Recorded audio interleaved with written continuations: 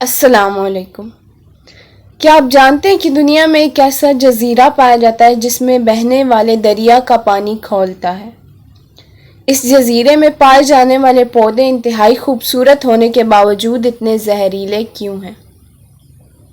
اس جزیرے میں ایسا کون سا درخت ہے جس سے ہر وقت خون رستا رہتا ہے؟ کیا واقعی یہ وہ جزیرہ ہے جہاں دجال قید ہے؟ آج اسی پراسرار جزیرے کے بارے میں ہم بات کریں گے۔ یہ بات تو ہم جانتے ہیں کہ دجال کا نام ہمیشہ برائی سے منسوب کیا جاتا ہے۔ یہ وہ کردار ہے جس کا ذکر نبی کریم صلی اللہ علیہ وآلہ وسلم کی کئی احادیث میں موجود ہے۔ اسلامی تعلیمات کے مطابق دجال کے خروج کا دور مشکل ترین اور فتنہ انگیز ہوگا، کیونکہ دجال کے پاس شیطانی طاقتوں کے ساتھ ساتھ دنیاوی طاقتیں بھی ہوں گی، جس کے ذریعے وہ دنیا میں تباہی مسلط کر دے گا۔ دجال کے خروج کے حوالے سے بیشتر مقامات کا ذکر ہے، جن میں ڈریگن آئی لینڈ اور بحیرہ عرب میں واقع سکوتری آئی لینڈ ہے۔ سکوتری یمن میں واقع ایک جزیرہ ہے جسے دجال کا جزیرہ بھی کہا جاتا ہے۔ اس جزیرے کے شمال میں جزیرہ نما عرب پر یمن واقع ہے۔ یہ جزیرہ حقیقت میں افریقہ کا حصہ تھا۔ ماہرین کے مطابق 50 سال پہلے یہ جزیرہ دنیا سے کٹ گیا۔ یہاں کا ماحول، چرند پرند اور نباتات دنیا سے کچھ مختلف ہے۔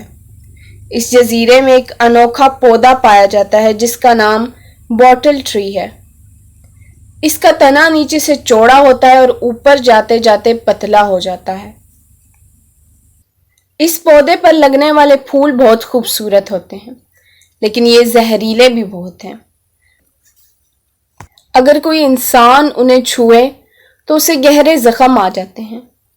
اس جزیرے پر 700 ایسے پودے بھی ہیں جو دنیا کی کسی اور کونے میں نہیں دیکھے گئے۔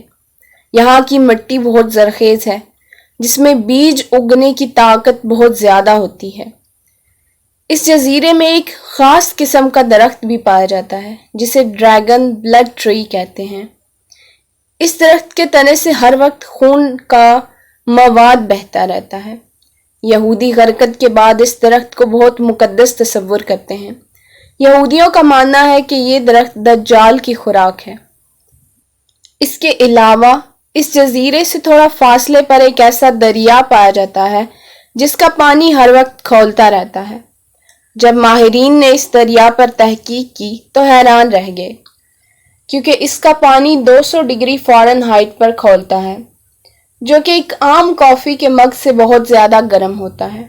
ماہرین کا کہنا ہے کہ ایسا درجہ حرارت کسی آتش فشاں میں ہونا تو ممکن ہے، لیکن کسی دریا کے پانی میں ہونا حیران کن ہے۔ اگر کوئی انسان اس دریا میں غلطی سے گر جائے تو اس کا زندہ بچنا ناممکن ہے۔ یہاں ایک سوال یہ ہے کہ ان سب باتوں کا تعلق دجال سے کیسے ہے؟ یہ بات واضح ہے کہ دجال کا خروج مشرق سے ہوگا اور اس کے رہنے کی جگہ منفرد ہوگی۔ ان سب باتوں کی وجہ سے لوگ اس جزیرے کو دجال کا جزیرہ بھی کہتے ہیں اور اس جزیرے سے بہت زیادہ خوف زدہ ہیں۔ حضور اکرم صلی اللہ علیہ وآلہ وسلم صحابہ کرام کو دجال کے حوالے سے خبردار کیا کرتے تھے، جس کا اصل مقصد اپنی امت کو اس فتنے سے بچنے کی طرف راغب کرنا تھا۔ صحیح بخاری کی حدیث ہے، حضرت عمر سے روایت ہے کہ رسول اللہ صلی اللہ علیہ وآلہ وسلم نے خطاب فرمایا۔ آپ صلی اللہ علیہ وآلہ وسلم نے اللہ تعالیٰ کی حمد و ثنا بیان کی، جو کہ اللہ کی شان کے لائق تھی۔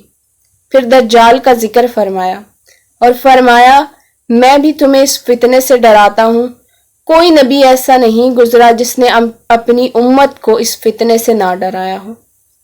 حضرت نوح علیہ السلام نے بھی اپنی قوم کو دجال کے فتنے سے ڈرایا تھا، لیکن میں اس کے بارے میں تم سے ایسی بات کروں گا جو کسی نبی نے اپنی قوم سے نہیں کی، اور وہ بات یہ ہے کہ دجال کانا ہوگا اور اللہ اس عیب سے پاک ہے۔ بیشتر علماء ان احادیث کی روشنی میں یہ کہتے ہیں کہ دجال ایک حقیقی کردار ہوگا، اور دجال کی تشبیہات کے حوالے سے جو بھی باتیں کی جا رہی ہیں وہ بالکل بھی درست نہیں ہیں۔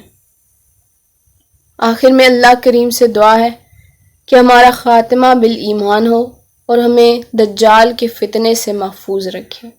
آمین ثم آمین۔ ویڈیو پسند آئی ہو تو لائک، شیئر، کمنٹ ضرور کیجیے گا۔ چینل کو سبسکرائب کر دیجیے، بیل آئیکن کو پریس کر دیجیے تاکہ ہر آنے والی نئی ویڈیو آپ تک پہنچے۔ جزاک اللہ۔